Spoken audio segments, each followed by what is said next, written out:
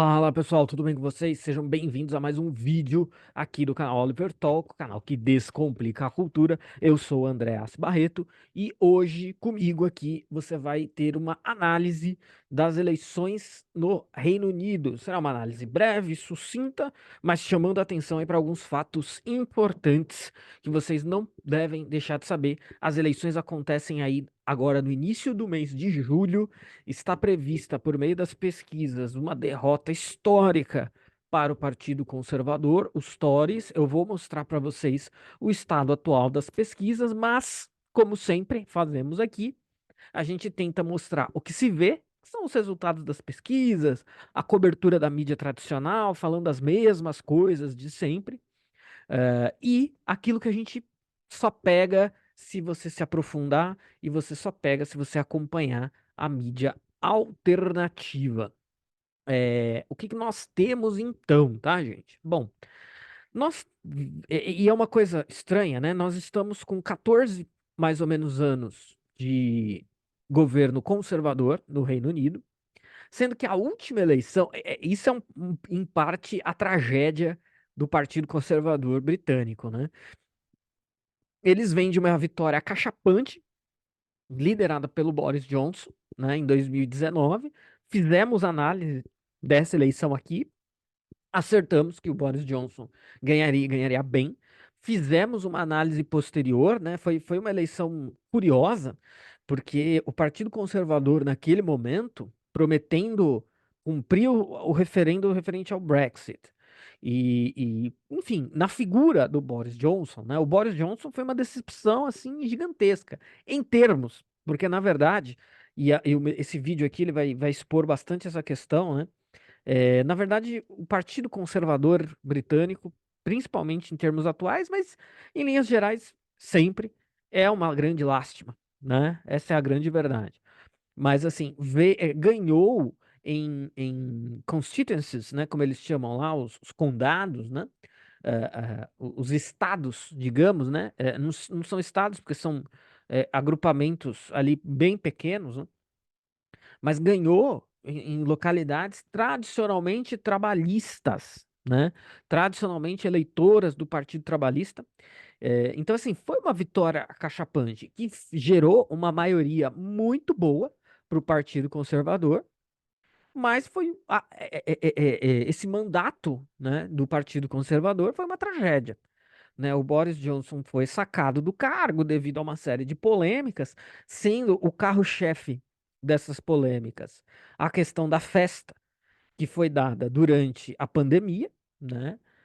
Então, enquanto estava todo mundo recomendando, fique em casa, use máscara, distanciamento, aquela coisa toda, que nós estamos vendo agora aí, o Fauci deu uma, participou de um inquérito, digamos assim, né? No Congresso americano, e onde é admitido ali que, na verdade, tudo isso era invenção, né? Máscara em criança, não tem base nenhuma. Foi literalmente uma invenção da cabeça dele, mas isso é uma outra história. Então, quando estava nesse momento, a nata ali do Partido Conservador estava dando festas, né? Isso gerou um desgaste muito grande e, somado a outras pequenas coisas, levou a uma saída do Boris Johnson da liderança do Partido Conservador. Aí veio uma primeira-ministra que ficou, acho que ela ficou menos de uma semana no cargo, foi a Liz Truss, né? Então, assim, veja, é um absurdo, né? Você colocar alguém no cargo que tá engajado de alguma maneira em alguma situação problemática que vai gerar um fiasco desse. E aí, após ela, né? Após ela, quem assume a liderança é o atual primeiro-ministro, candidato aí à reeleição no certo sentido, né? Que é o descendente de indianos, Rishi Sunak, né? É, mas as pesquisas, veja, não é nem tanto pelo Rich Sunak, embora certamente o fato dele ser uma personalidade muito menos interessante, com certeza tem influência. Mas não só por isso, mas por essa tragédia toda, né, que o Partido Conservador conseguiu fazer, né, na sua administração, na sua gestão, ele deve perder as eleições agora de forma acachapante, né? A previsão é assim de perder cerca de 300 deputados, né? A expressão que eles usam não é deputados, mas eu estou usando aqui para só para que todos consigam entender e ter a ideia, né?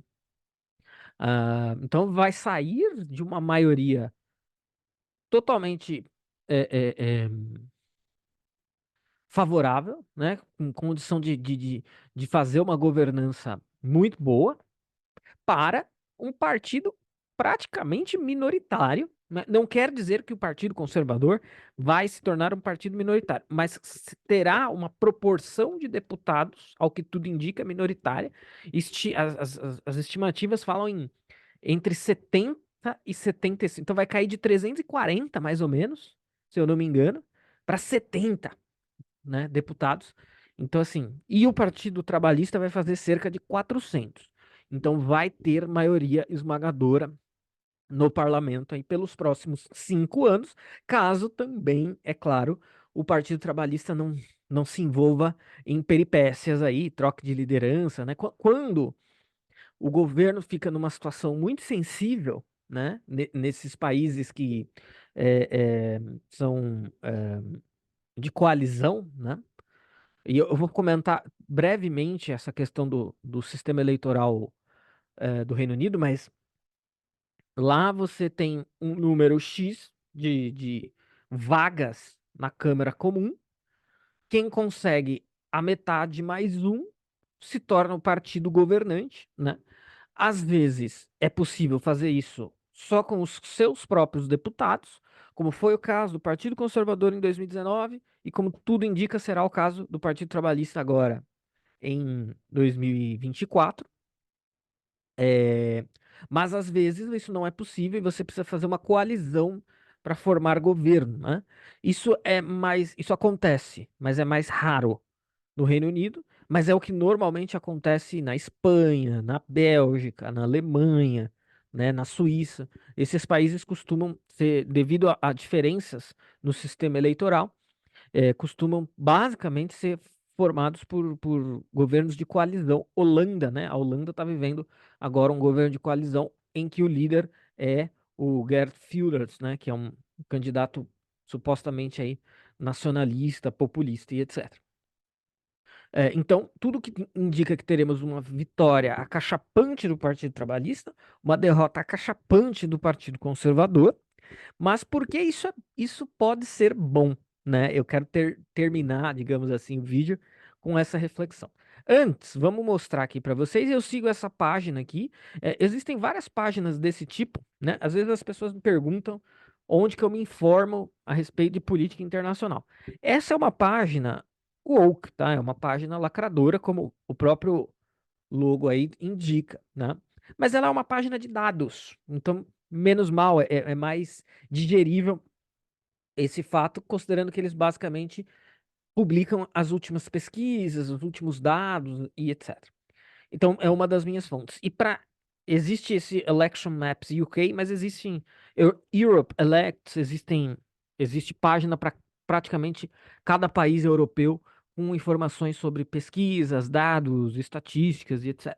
Tá? Então aqui é uma das minhas fontes. Nós temos aqui é, alguns dados, né? Então, às vezes eles fazem, que nem tá nesse tweet aqui, né? Welsh Westminster Voting Intention é a intenção para a eleição de primeiro-ministro no País de Gales, né? Então, o Labour, Partido Conservador, Labour, tá na frente. Os conservadores vêm a seguir, mas com quase metade, menos que a metade, né? 18%. O Reform Party, e aí eu quero voltar no Reform, né? E aí, aqui, esse PLC eu não me lembro agora, é Playshoe, uma coisa assim, que é o Partido Nacionalista de Gales, os Lib Dems, que são os liberais democratas, e o Green, que é o Partido Verde.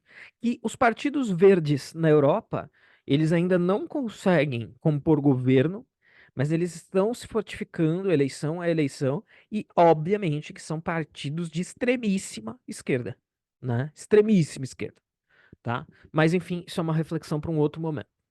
Isso eu só expliquei para vocês por curiosidade, mas o que interessa mesmo é esta pesquisa aqui, ó. Ela é do dia 2, 3 de junho, então ela é bem recente.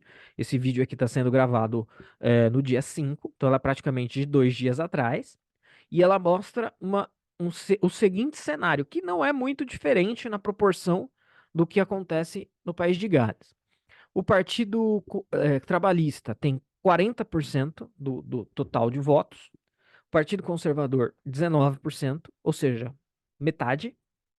O Reform tá ali, isso é um dado importante. O Reform tá ali na cola, na bota, 17%. Os Lib Dems com 10%, o Partido Verde 7% e o SNP, que é o Scotland National Party, que é o Partido Nacionalista Escocês, com 3%. O Partido Escocês também deu umas escorregadas enormes, né?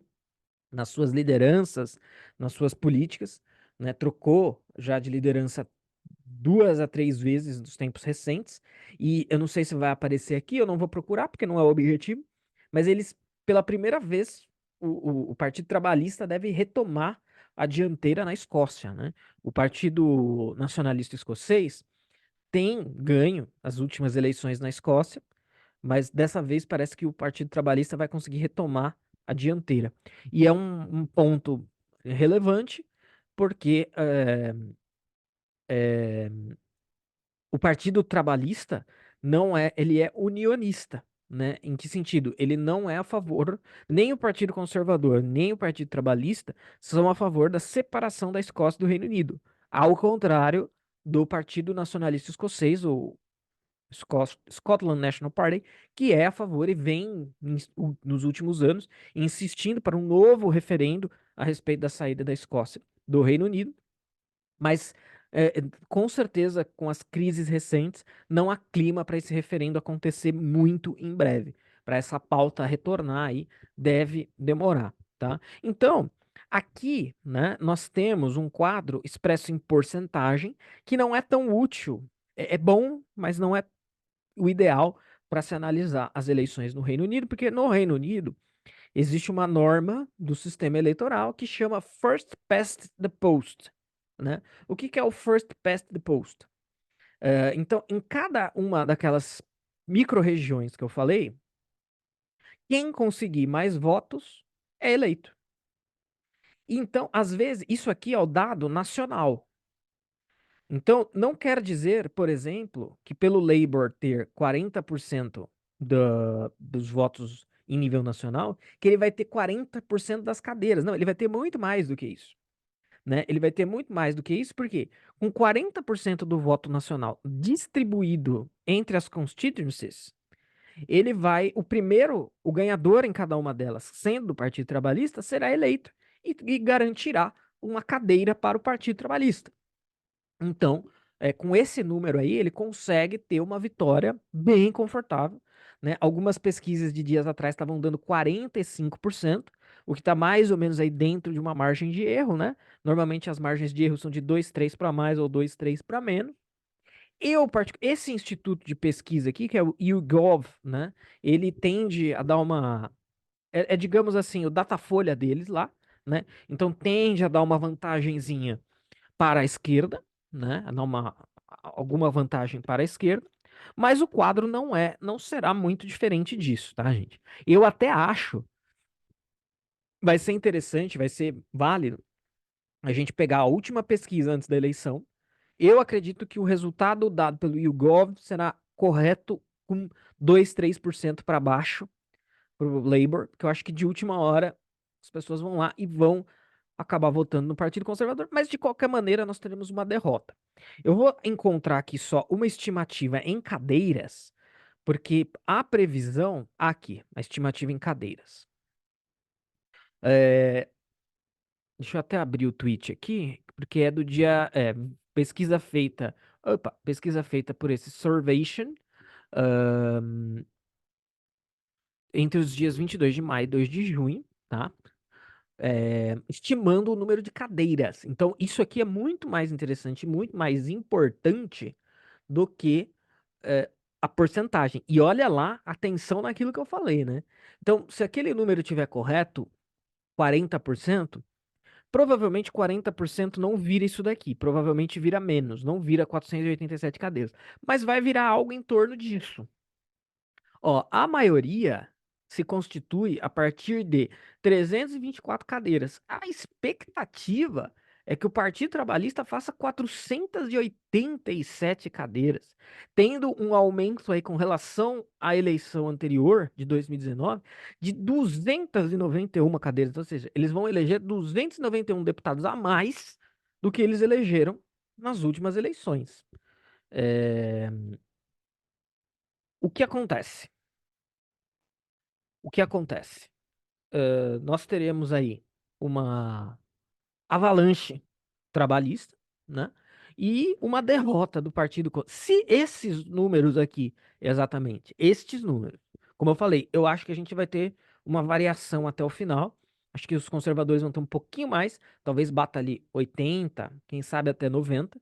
Os trabalhistas vão ter um pouquinho menos, é o meu feeling. Eu acho que na hora do vamos ver, isso vai acabar acontecendo, mas o quadro não será lá muito diferente desse, né? E será uma das maiores derrotas da história do Partido Conservador, né? Se vai ser a maior ou não, só analisando o resultado final depois. Mas certamente será uma das maiores derrotas do Partido Conservador na história. Algumas pessoas, obviamente, né? Claro que os esquerdistas já estão, né, soltando rojão, já estão decretando o fim do Partido Conservador. E aí que tá, né? Talvez o fim do Partido Conservador não seja algo ruim, e é isso que eu queria falar um pouco para vocês, né? Quando a gente pega, né, o Partido Conservador britânico, gente, é, ele sempre teve uma relação complicada com os financistas, e a gente sabe, os financistas anglo-saxões são os globalistas, né? São todos eles globalistas, é uma elite anglo-saxônica, anglófona, né? Anglo-americana. Então, exceto nomes pontuais ali do Partido Conservador, o Partido Conservador sempre foi um partido complicado. Mas em tempos recentes, né, virou uma espécie de PSDB britânico, né? Então, assim, um partido muito de centro-direita, muito rendido para as pautas esquerdistas, woke, identitárias, né? Agora, na campanha, obviamente, né? Uma das propostas do Rishi Sunak é utilizar o sexo biológico como definição para a identidade, mas assim, eles vêm com essas pautas conservadoras agora, na época das eleições, porque eles precisam conquistar o eleitor conservador, mais ou menos como faz todo candidato aqui em São Paulo, né? Todo candidato aqui em São Paulo, inclusive os do PSDB, na campanha, né? Rota na rua, polícia vai matar bandido. E aí, quando chega lá, coloca gente do PSOL na secretaria, né? Aprova um monte de coisa da agenda woke, porque lá é uma coisa, na campanha é outra.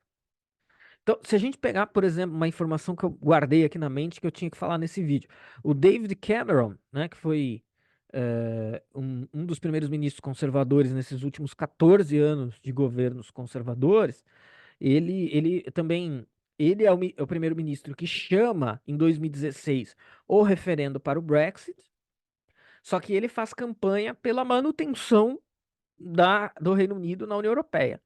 Essa bandeira é derrotada, né? Os eleitores votam pela saída, e por essa derrota ele sai do cargo, né?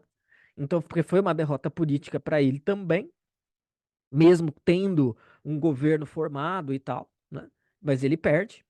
É, E hoje, onde está o David Cameron hoje? Hoje o David Cameron trabalha num cargo do universo do mercado financeiro europeu. E quando a gente vai puxando e puxando e puxando as credenciais, a gente chega até a China. Então, os grandes políticos dos grandes partidos, seja o trabalhista, seja o conservador britânico, estão todos no bolso da China, né? Essa é a grande verdade. Você tem ali nomes pontuais dentro do Partido Conservador que estão mais à direita, né? E a gente pode pressupor que de fato estão, mas são nomes, né? Esse é um outro problema.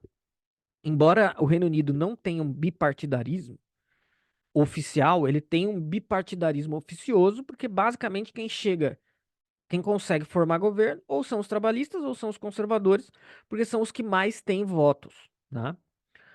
Então eles sempre vão estar no Head of Government, né? O primeiro-ministro sempre será deles. E os dois estão no bolso da China. Então você não tem um bipartidarismo oficial, mas você tem um bipartidarismo oficioso. E esse bipartidarismo, ele gera um quadro parecido com o que a gente tem nos Estados Unidos. Você tem dois grandes partidos que são os únicos partidos que ganham eleições, mas você tem diversas facções dentro dos partidos, né? Você tem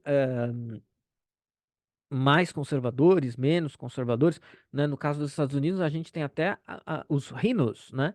Que são os Republicans in name only, né? O cara tá no Partido Republicano, porque as únicas chances dele se eleger são pelo Partido Republicano, mas ele não tem convicções daquele partido, né? Então nós temos isso também no quadro do Reino Unido. Nós temos esquerdistas mais light e esquerdistas mais radicais no Labour. O candidato pelo Labour é o Starmer. Keir Starmer, né? Ele é dessa linha mais light, ele é de uma linha mais Tony Blair, que é tida como uma linha light do Partido Trabalhista, que é uma linha liberal também, né? Uma linha mais no sentido liberal. E você tem esquerdistas mais radicais, como é o caso do Jeremy Corbyn, que foi o candidato nas eleições anteriores ainda. Hoje ele sequer está no Partido Trabalhista, ele concorre como um independente, né? O Jeremy Corbyn concorre como independente, porque é de extrema esquerda, confessa, mas digamos assim, é um cara mais PCO, né? Esse Keir Starmer é um cara mais PT no governo, né? Que é um PT mais um pouquinho mais ao centro. E o Jeremy Corbyn era um cara mais da linha PCO, marxismo tradicional, né? Marxismo raiz. E no Partido Conservador a mesma coisa, né? Você tem ali candidatos mais firmes, com crenças conservadoras mais firmes, mas no fim da história só chega na liderança e, portanto, só chega ao cargo de primeiro-ministro aqueles que jogam as regras do jogo e se submetem ao jugo dos seus financiadores, é aquela coisa toda, tá? Por isso, ou seja, o Partido Conservador, de conservador tem muito pouco. hum, Tem muito pouco de conservador. Então, esta derrota pode ser. Tem duas linhas de análise. Tem gente que vai falar, não, em 96, se eu não me engano, 98, né? O Partido Conservador também teve uma derrota cachapante. Isso faz parte da. Os partidos intercalam no poder, normal, alguns dirão, né? Outros dirão que não. Isso daí é realmente uma extinção desse bipartidarismo oficioso no Reino Unido. E aí que entra a questão do Reform. É esse aqui, o Reform Party, né? Que tinha como candidato à liderança o Richard Tice, mas essa semana eles convocaram uma reunião de emergência. Provavelmente, por dois motivos que eu vou falar, eles convocam uma reunião de emergência, uma coletiva de imprensa, e o Nigel Farage, o bom e velho Nigel Farage, né, que desde 93 fazia campanha contra a ideia da União Europeia, né, tão importante para a campanha do Brexit, que aparece na campanha do Donald Trump, é amigo do Donald Trump, etc, etc. Ele assume a liderança do Reform, né, e é, digamos assim, é o candidato a primeiro-ministro pelo Reform Party. E existe a possibilidade de que eles façam três cadeiras, né? Essa é a expectativa. Aí alguém pode falar, nossa, que mixaria, né? Três cadeiras. Mas olha, quando o Nigel Farage nunca conseguiu ser eleito deputado ali no Reino Unido, né? Apesar de extremamente popular, né? O UKIP conseguiu fazer também 13% de share, né, do eleitorado, mas aí que tá, né? Um partido pode ter 13% de share e não eleger um deputado sequer, né? Essa é uma crítica, inclusive o nome do partido vem daí, né? Por que que o partido se chama Reform? É porque eles querem reformar o sistema eleitoral britânico, porque eles consideram essa questão do first past the post injusto, né? Talvez a coisa devesse ser como em outros lugares, onde puxa, quem faz 13% do share de votação não pode eleger nenhum deputado. Você teria que ter direito, digamos assim, a 13% das cadeiras, né? A pauta deles é que aconteça mais ou menos isso. O que, vejam, né? De um total de 648, 13% de 648 é muito mais do que 3, né? E como a gente viu na pesquisa lá, tem pesquisa dando 17% pro Reform. E mesmo com 17%, a expectativa é que esses 17% se convertam apenas em 3 cadeiras por causa desse sistema de que o primeiro leva. Então, se o primeiro tem 41% e o segundo tem 40%, esses 40 não tem peso nenhum, né? 40 ou 4 não muda nada. O primeiro com 41 vai levar de qualquer maneira, tá? Então, mas se a gente quiser seguir essa lógica de uma destruição do Partido Conservador e de uma ascensão de um partido, de um terceiro partido e do término desse bipartidarismo oficioso do Reino Unido, pode ser que então a gente esteja num bom caminho e pode ser que a, a liderança do Nigel Farage seja nesse sentido, ó, vamos turbinar até onde a gente consegue, dentro dos nossos limites e dos limites do sistema eleitoral, porque a gente está mirando as próximas eleições, né? A gente está mirando as eleições ou de 2029, se nada mudar em 2029, ou daqui 2, 3 anos, se o governo trabalhista se enroscar, né?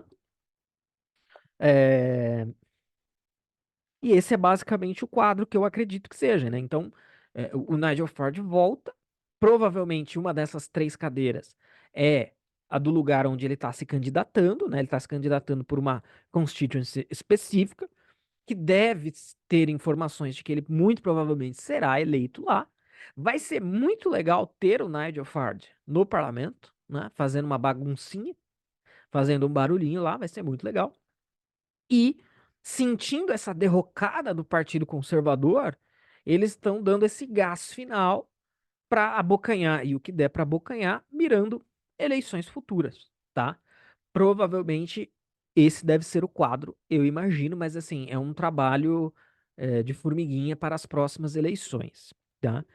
Então, e se este for o caso, considerando o que eu falei a respeito do Partido Conservador, que é um partido conservador fake, pode ser que seja bom. Então, essa derrota acachapante talvez seja boa. É mais ou menos o que aconteceu aqui no Brasil com a quase extinção do PSDB, né?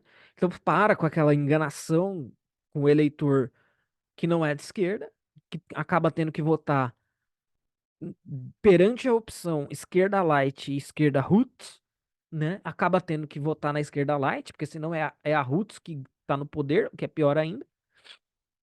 E E abre-se espaço aí, abre-se o flanco para um partido verdadeiramente de direita, verdadeiramente conservador.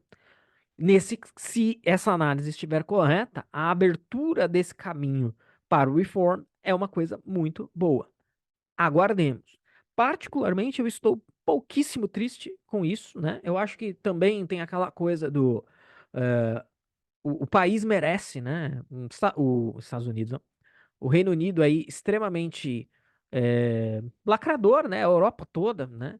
Então merece aí os seus governos de esquerda de vez em quando também sentir na pele, né? E dependendo de como a coisa se desenrolar, pode haver um saldo positivo dessa coisa toda, tá? E aí a gente vê, né? O Partido Conservador perde 305 cadeiras, é uma coisa absurda, né?